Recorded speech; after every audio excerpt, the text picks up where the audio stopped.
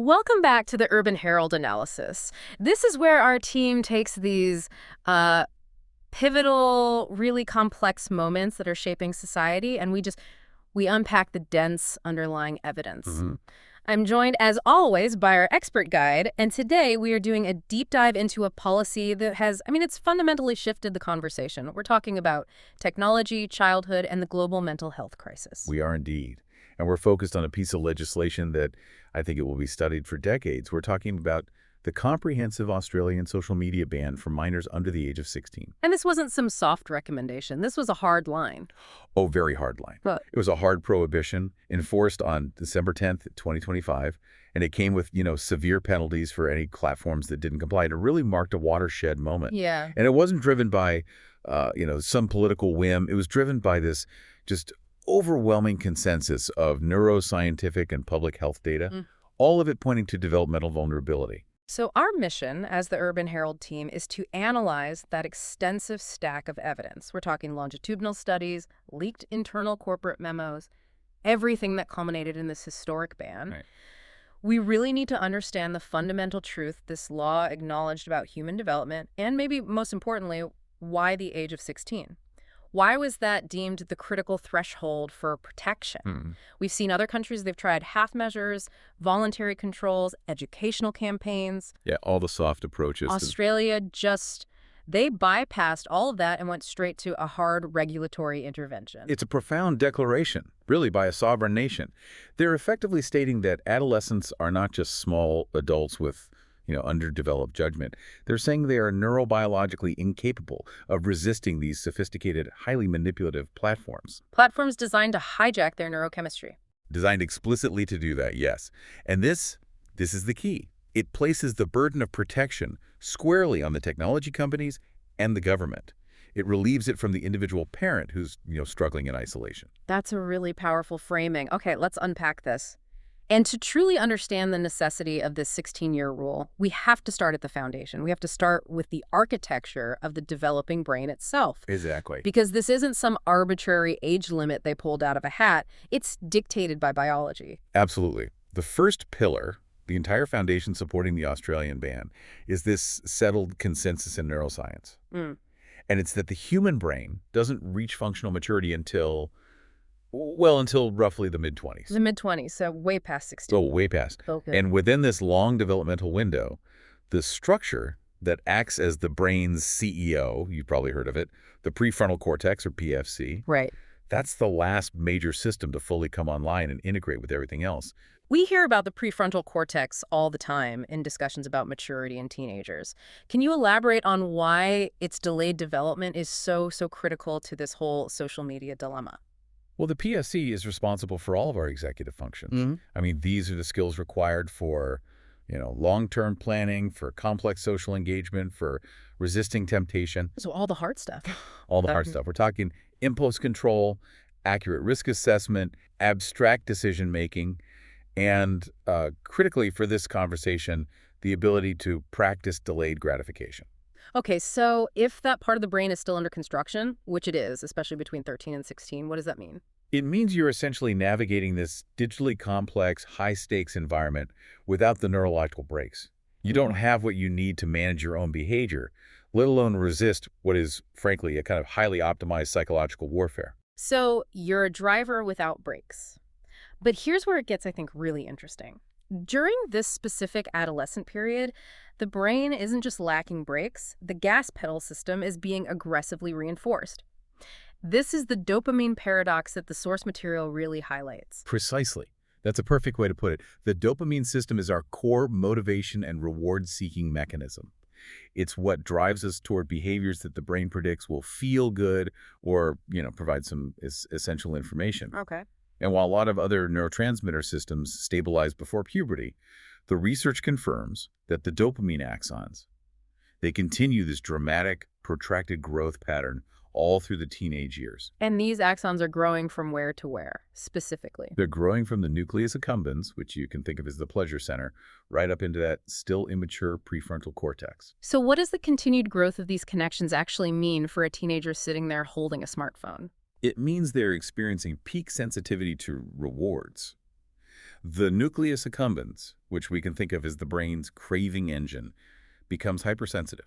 It's on fire. And evolutionarily, that had a purpose. Yeah, it served an essential evolutionary function, absolutely. Yeah. It motivated early humans to explore, to take necessary social risks, to seek independence from the safety of the nest. All of those things were crucial for eventual survival and reproduction. So we had this evolutionary adaptation that was designed for successful real-world survival, exploration, risk-taking.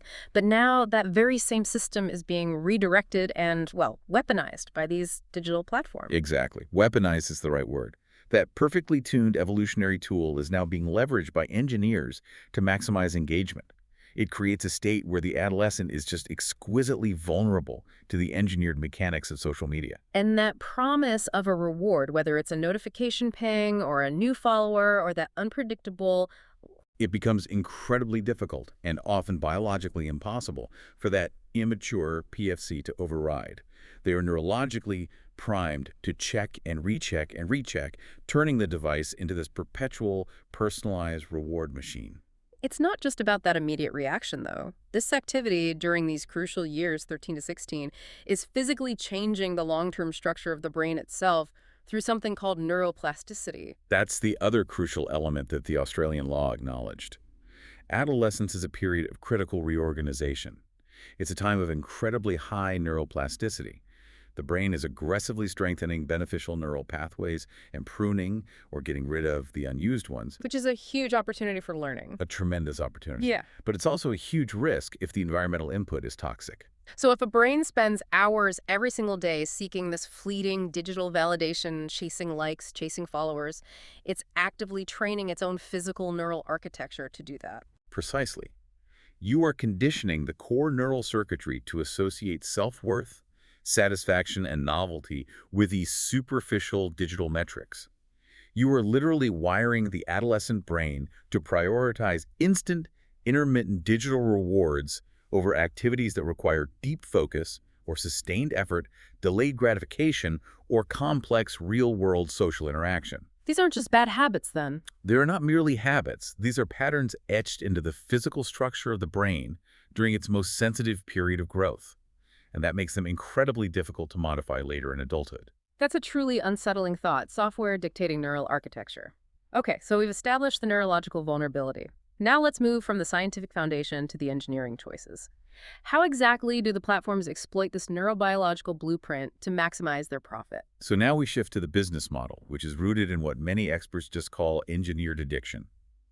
Every feature, every single design choice, is built to exploit that hyper-responsive adolescent brain by targeting the very dopamine system we just described. Okay, so give us the concrete mechanics. What are the specific design choices that are doing the exploiting here? You have three primary culprits, really. Okay. First, the infinite scroll feed. The endless scroll. The endless scroll. This is not accidental. It's designed to eliminate the cognitive off-ramp. There's no natural endpoint, no last page that signals your brain, okay, time to stop. Right. The content just keeps coming, and it requires continuous conscious effort from that tired prefrontal cortex to disengage. Second, you have the variable reward schedules. Okay. The like button, the notification, ping, these do not arrive predictably. As the psychologist B.F. Skinner demonstrated decades ago, random reinforcement is, neuroscientifically, the most potent way to maximize a compulsive behavior. So that unpredictability is what makes checking the phone irresistible. It is. It's the classic slot machine analogy, right? Yeah. You keep pulling the lever because you never ever know when the reward is going to hit. And the third, and perhaps the most insidious mechanic, is algorithmic content personalization. This system is designed purely to maximize one thing: time on platform. And it does so by learning and exploiting the user's specific psychological vulnerabilities in real time. And the most damning piece of evidence here comes from their own internal documents, proving this wasn't some accidental design flaw. They knew. That's correct.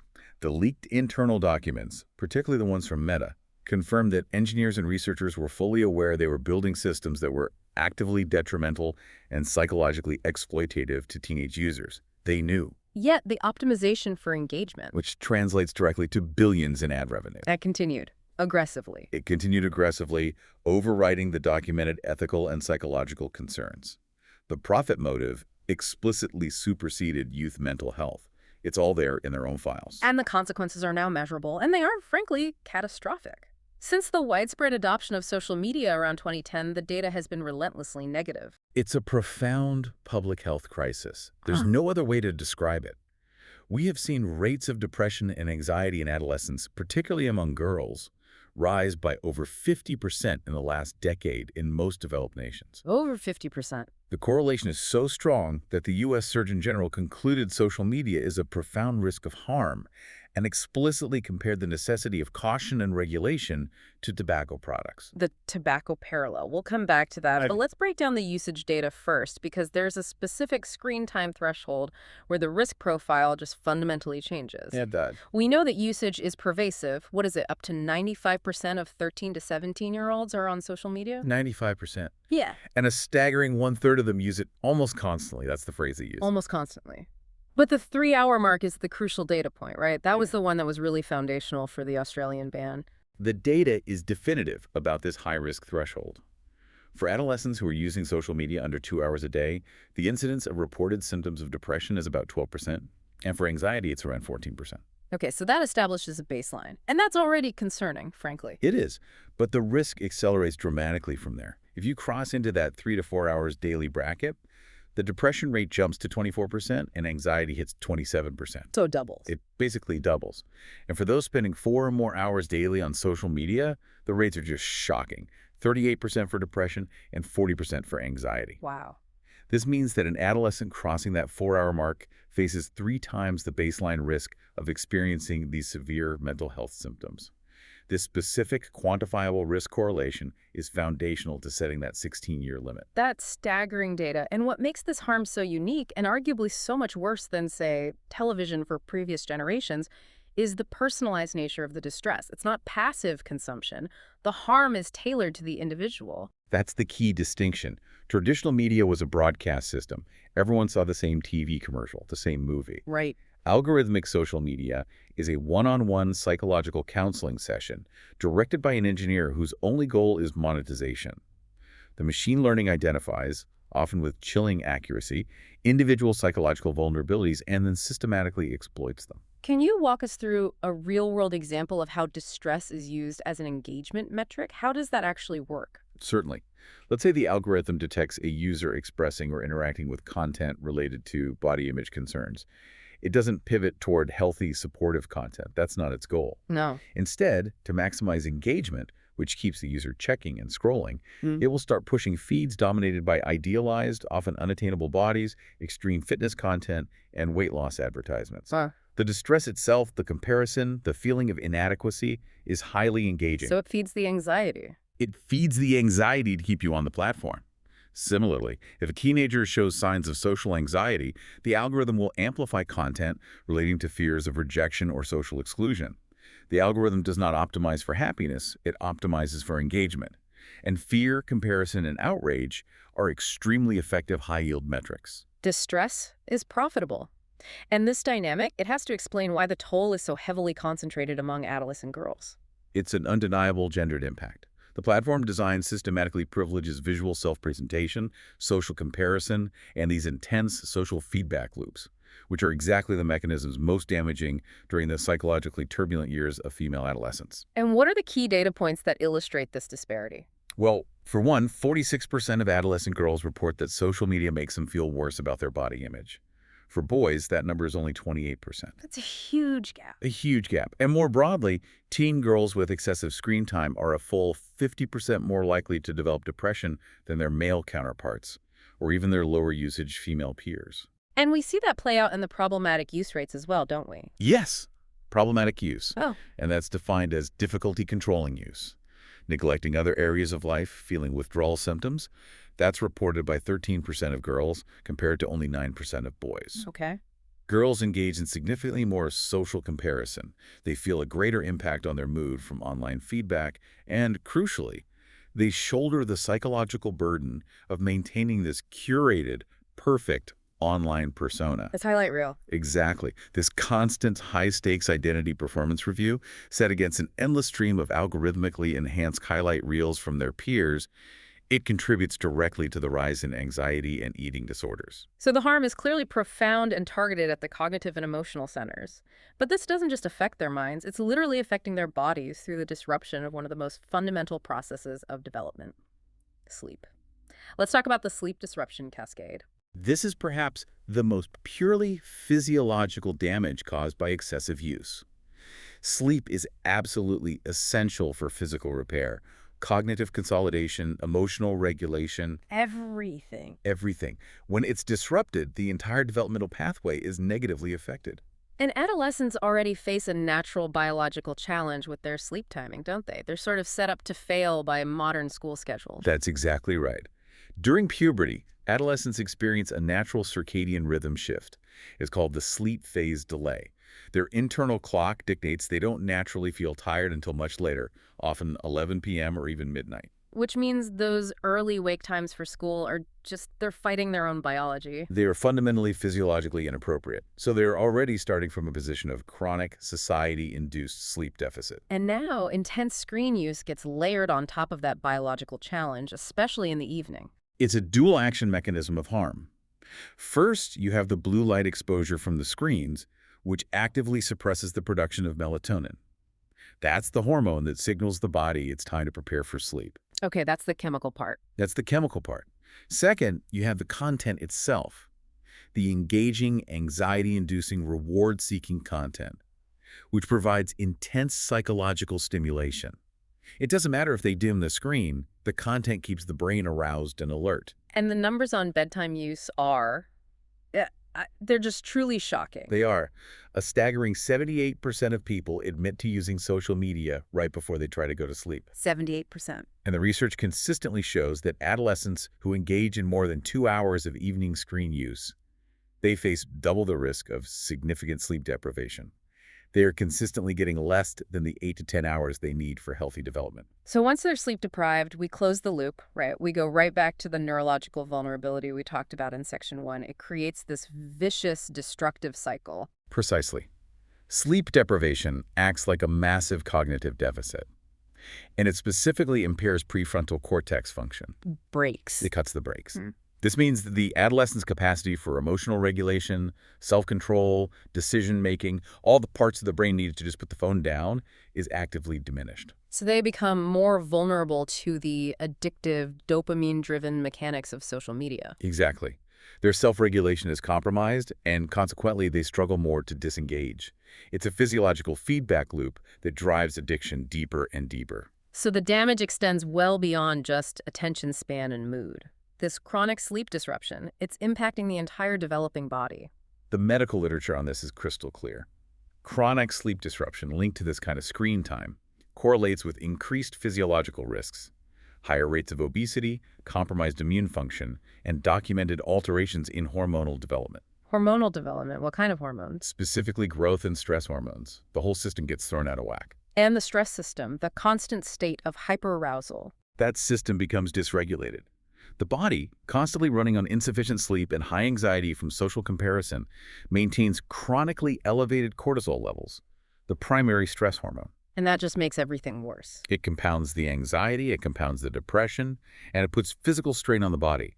So what starts as a simple act of late-night scrolling evolves into a full-spectrum physiological crisis affecting almost every system in the developing body. Which is why this legislation, the Australian law, it's fundamentally a public health intervention. It's addressing profound physical harm, not just emotional harm. Exactly. It's a health and safety law. When you lay it all out, the neurobiology, the addiction mechanics, the resulting physical and mental health data, the necessity of strong regulation seems, it seems undeniable. Yet there was, and still is, intense resistance to the Australian ban. And it's often framed around this idea of parental autonomy. And this takes us to the political and philosophical core of the issue, the uncomfortable truth about parental responsibility. The most robust political argument against these kinds of restrictions is that they constitute government overreach and violate parental choice. The idea being that parents, not the state, should determine what technology their children can access. But the sources we've looked at suggest that argument often acts as a kind of smokescreen. It obscures a less flattering truth about convenience. Critics of the ban refer to this as the digital pacifier fantasy. And it's a harsh term, but it's apt. The smartphone and the endless stream of content it provides has become an irresistible substitute for the complex, often frustrating work of engaged parenting. It keeps the child quiet. It keeps the child quiet, occupied, and minimally demanding. And so, allowing unlimited access to what is a demonstrably harmful, addictive entertainment source is suddenly rebranded as a right that must be defended against regulatory interference, even when the data shows that the activity is causing mass harm. And we have to confront the fundamental asymmetry of consent here. I mean, we aren't talking about a parent deciding whether their child eats broccoli. We are talking about a system explicitly designed by teams of PhDs to hijack the developing neurochemistry of a child.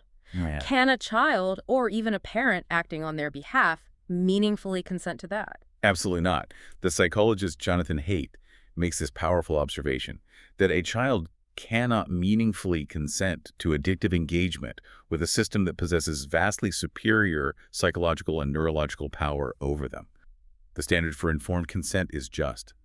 It's not met. And we already have legal precedents for this. We have so many established legal precedents for overriding parental choice when a public health crisis concerning children is identified. So give us those parallels. Where else does society intervene to protect children from decisions that parents might otherwise make for convenience? We mandate basic education and school attendance. We mandate specific safety protocols like mandatory car seats and safety restraints in cars. Society recognizes that children lack the developmental capacity, that mature PFC, to make informed decisions about long-term welfare and catastrophic risks. Social media, given its engineered addiction and measurable harm, must be viewed through the exact same lens. This resistance based on personal freedom, it sounds exactly like the historical battles fought over other, now common-sense safety regulations. I keep coming back to the seatbelt precedent. It is a perfect parallel, and it's so important to dwell on it because it illustrates the social and political shift that's required. When mandatory seatbelts were first introduced in the 1960s, the opposition was furious. It was framed entirely as violating personal freedom and driver autonomy. I should decide if I wear a seatbelt, not the government. That was the argument. My car, my choice. And the public health response was what? It was that individual choice, when aggregated across millions of drivers, created unacceptable, predictable societal harm. Massive costs in emergency services, chronic injuries, and thousands of preventable deaths. So eventually the evidence just became too overwhelming to ignore. Precisely. The regulation shifted the perception of risk. Once the evidence of harm was overwhelming and quantifiable, just as the mental health data is now, regulation ceased being perceived as paternalism and became evidence-based policy for collective safety. So with social media, the case is even stronger. The need for collective action is arguably much stronger because the harm isn't just an individual risk you choose to take, it is systematically engineered for profit. So using the analogy again, allowing unlimited access to Instagram isn't like letting a child ride without a seatbelt. It's like hiring a team of behavioral psychologists and engineers whose explicit job is to manipulate your child's emotional state for corporate profit. That phrase perfectly encapsulates the difference between passive and engineered risk. And it's why we also draw a direct parallel to the tobacco industry's playbook. Tell us about that. For decades, Big Tobacco insisted smoking was an adult choice. They funded their own counter research to sow doubt, and they deployed massive lobbying efforts to protect their profits. They framed regulation as an attack on freedom. And today we recognize that as what it was. As cynical, profitable manipulation at the expense of public health. The social media industry is using the exact same playbook to fight the Australian ban and others like it. And the result of this hands-off approach, this parental choice model, has been the almost complete outsourcing of childhood development to these algorithms. The abandonment of traditional essential developmental activities is devastatingly quantifiable. Adolescents aged 13 to 19 now spend an average of 7 hours and 22 minutes per day on screens. 7 hours and 22 minutes. Just think about that. That is 43% of their waking hours consumed by content that is optimized for anxiety and social comparison. I mean, that's nearly an entire adult workday spent just consuming content. What is that time replacing? What space is it consuming? It's consuming the space required for all developmentally essential activities. Deep sleep, unstructured physical play, necessary boredom management, face-to-face connection, developing sustained attention for schoolwork, pursuing real-world hobbies. All the things that build a person. All the things that build a resilient, functional adult. Anthropologically, this screen-mediated childhood is a radical, unprecedented experiment. It's a profound departure from the patterns of child rearing that have spanned all of human history. And the immediate consequences are already visible. We can see them everywhere. Diminished sustained attention, a reduced ability to read subtle emotional cues from faces, and a decreased capacity for simple solitude or introspection. So the Australian ban is a policy response that removes the individual blame from the parent and instead removes the systematic danger from the environment. It eliminates what you call the trap of competitive parenting disadvantage. That is the political genius of the hardline ban. In a competitive social environment, individual parents often feel forced to allow their children onto platforms earlier than they wish because they fear their child will be excluded or left behind socially. The everyone else is doing it argument. Exactly. This ban eliminates that pressure. When all platforms are legally restricted for under-16s, no parent has to choose between protecting their child from exploitation and depriving them of perceived peer connection. The playing field is leveled in favor of protection. And the kids themselves are often relieved of the pressure. Often, yes. To test the immediate impact of this kind of disconnection, we don't need to speculate about the future of the Australian ban. We can just look at the environments where screen access has already been restricted. Schools. These places serve as natural experiments. They do. And the evidence base from school phone bans, implemented across various countries and demographics, is surprisingly consistent and overwhelmingly positive. It provides a localized preview of what the 16-year rule aims to achieve nationwide. Let's start with academic performance gains. There was a landmark UK study by Louis-Philippe Belland that provides one of the strongest data points. Belland's research was meticulous. It tracked student performance before and after phone bans were implemented in schools. And they found that removing phones significantly increased overall student performance. Across the board. Yes, but critically, the benefits were concentrated most heavily among low-achieving students. It actually helped to close the academic gap. Wow. And the researchers calculated that the performance gain was equivalent to pupils spending an extra hour of instruction in class each week. An extra hour a week, that's a massive, quantifiable educational dividend just from removing a distraction. It is, and we've seen similar, if perhaps less dramatic, results in the U.S., like the Florida analysis. What did that find? The Florida analysis showed modest but consistent improvements across the board, ranging from 0.6 to 1.4 percentile points in standardized test scores, which on a large scale is significant. Okay. And furthermore, they noted an observable improvement in student attendance, particularly a reduction in unexcused absences. This suggests that better sleep and less late-night engagement was translating directly into better school readiness. And it's not just the direct benefit of fewer distractions during class, is it?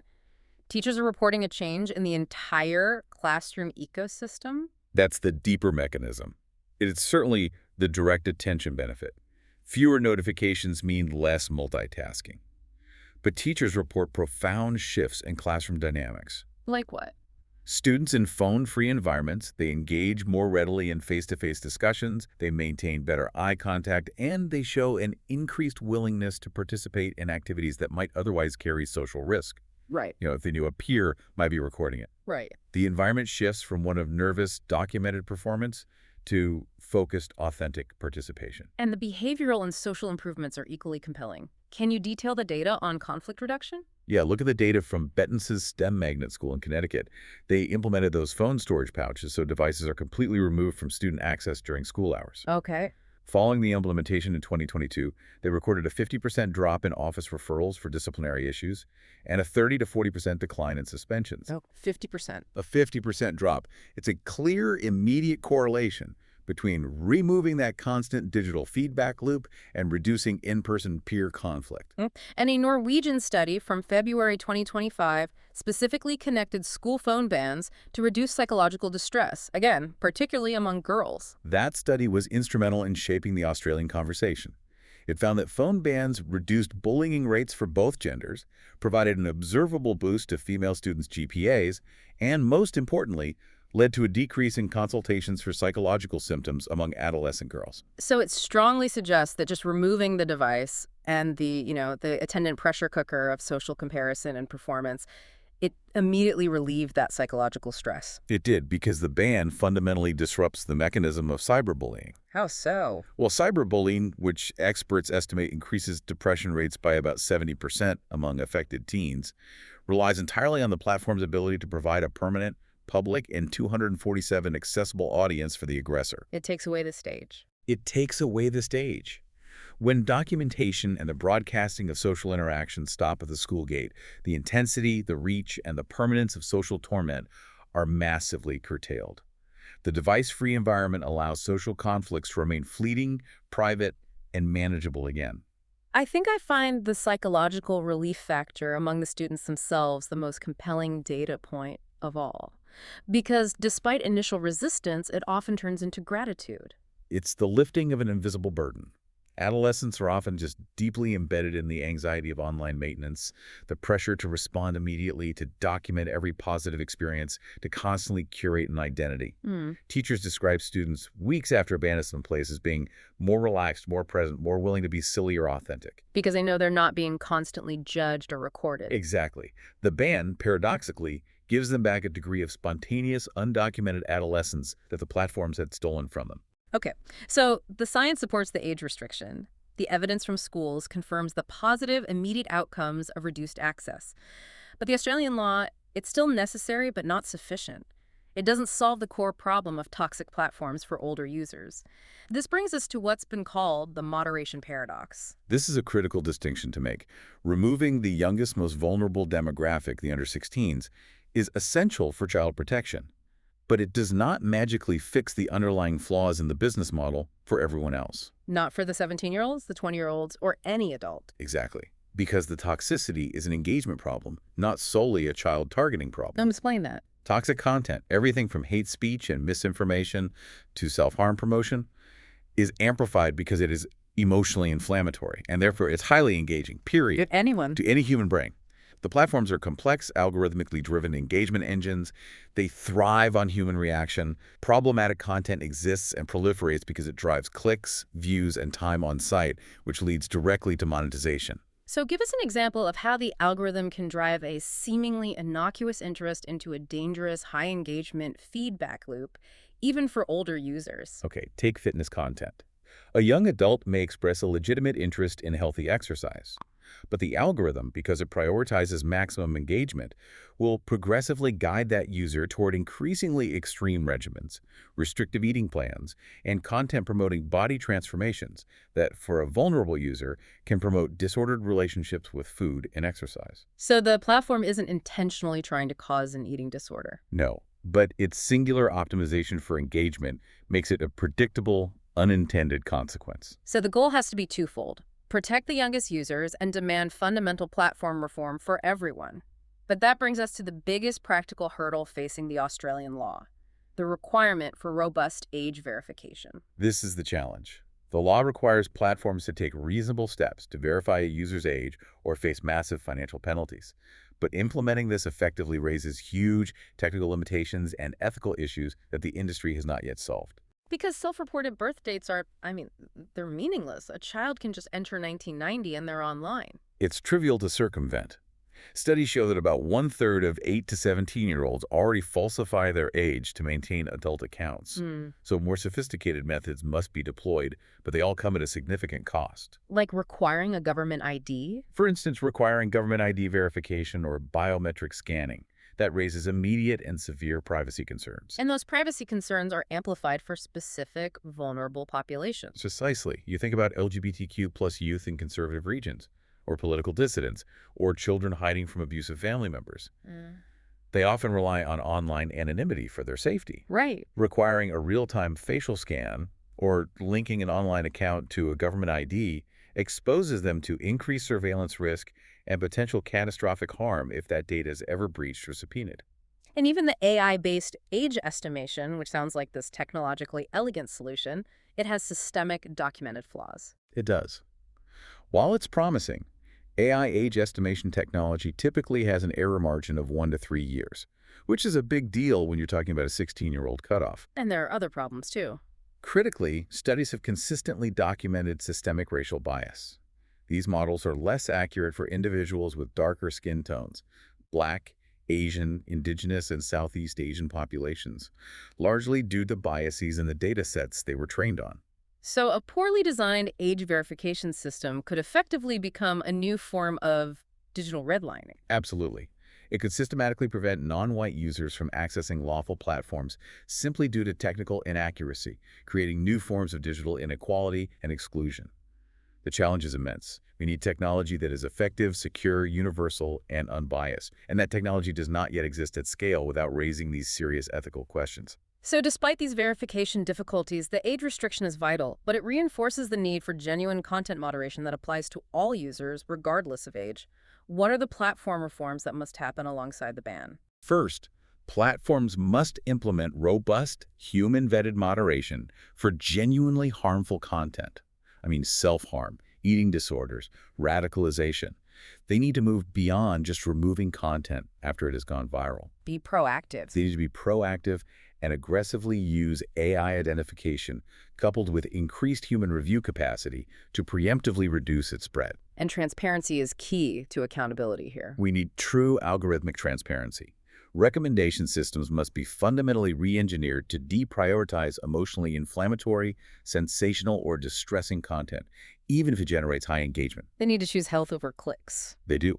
And furthermore, the mechanisms behind these systems must be disclosed to independent regulators. The current industry practice of claiming proprietary concerns to shield these systems from democratic accountability is just. It's incompatible with public safety. And of course, the platforms need to simply enforce their own existing rules. Correct. I mean, for a start, they need to consistently enforce the minimum age of 13, which is currently widely violated by children as young as 8. Real enforcement requires massive investment and, crucially, a willingness to lose users and sacrifice short-term profits for integrity. So by removing the under-16 population via the Australian law, regulators are empowered to demand that the remaining user environments meet basic safety standards. Exactly. Australia's action was clearly a starting gun, and it's already triggering a significant global domino effect. Where are we seeing the most rapid international momentum? The momentum is particularly strong in the major English-speaking democracies and the EU.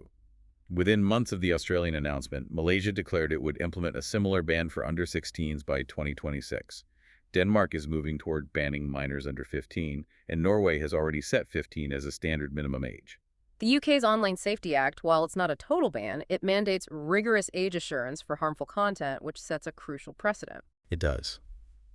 The UK is mandating age checks on over 1,000 platforms to ensure under-18s cannot access pornography or material promoting self-harm and eating disorders. And while it's not a complete prohibition on social media access, it confirms two things. What are they? One, the mandatory age verification is technologically achievable under the threat of regulatory action. And two, that the onus is on the platform, not the user. And in the United States, despite the fragmentation of state laws, the movement is strong, signaling a future national policy shift. We are seeing strong bipartisan support for measures like the Kids Off Social Media Act, or COSMA, at the federal level, and successful age verification laws have been implemented in states like Nebraska and Georgia. This confluence of action from Canada, across Europe, down to New Zealand and Japan, it really indicates a global tipping point. This all hinges on the economic crux, doesn't it? Why is collective global action, especially among the major English-speaking democracies, often called the Five Eyes markets, why is that so powerful in forcing industry change? Because the United States, the UK, Canada, Australia, and New Zealand, collectively, they represent the majority of the global advertising revenue for these platforms. Social media companies operate on a business model that assumes younger users, despite having lower immediate purchasing power, are highly profitable due to their high engagement rates and their immense lifetime advertising value. So if these key markets collectively close the door on the entire under-16 demographic, the business case for aggressive, engagement-maximizing algorithmic exploitation collapses. The companies would be forced to fundamentally restructure their revenue models. Sure. The regulation essentially eliminates the profit incentive for exploiting adolescents. It would compel them to adapt their entire infrastructure to prioritize users' safety and well-being rather than hyper-engagement. this brings us right back to the tobacco parallel. The industry warned of catastrophe when regulation came, but society adapted, the industry adapted. Exactly. The warnings from the platform industry that this ban is impossible, that it will be circumvented, or that it will destroy the digital economy, they should be met with extreme skepticism. We've heard it before. We've heard it all before.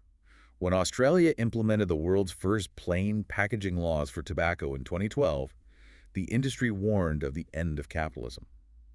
Yet others followed, and the industry adapted. The technological capability to enforce this regulation, even with its ethical hurdles, exists. What's been lacking is the political courage to demand it. And this underscores the fact that the Australian ban is so much more than just a policy for preventing depression. It's addressing a fundamental civilizational question about the value of childhood itself. It is about reasserting a fundamental societal principle that corporate economic profit should not be allowed to override the systematic protection of childhood development and psychological safety. It's a direct rejection of market fundamentalism. The ideology that claims innovation must not be impeded. Innovation must not be impeded regardless of the social and human cost. Yes. For millennia, childhood was a protected period. It was shielded from the full psychological harshness of adult economic competition and demands. And social media inverted that. It treated children as premium, exploitable products for monetization. It deliberately leveraged their developmental vulnerabilities and then framed this exploitation as some kind of inevitable technological progress. The Australian ban is a rejection of that framing. It's a total rejection. It argues that a democratic society has the absolute right and indeed the moral responsibility to regulate technology that causes measurable, documented harm to the next generation. Australia has chosen protection over profit. The science is settled on neurological vulnerability, the data confirms the harm, and the public health precedents overwhelmingly support regulation despite fierce industry resistance. And the challenge facing other nations now is not technical. It's political and moral. We know the regulation requires no new technology, only political will, given that every developed democracy can already filter or restrict services based on user characteristics and demographics. So, the Urban Herald leaves you with this provocative thought. The sources emphasize that this regulation required no new scientific breakthrough, just the political courage to act on data that has been available for years. If the only thing standing between the psychological safety of an entire generation and the implementation of existing technological safeguards is that political courage, what mechanisms in your own community, your schools, your local government, or even your workplace are waiting for a seatbelt moment of regulation to protect human values over engagement metrics? We've seen the power of collective action. The question now is, who will act next to codify protection as the global default?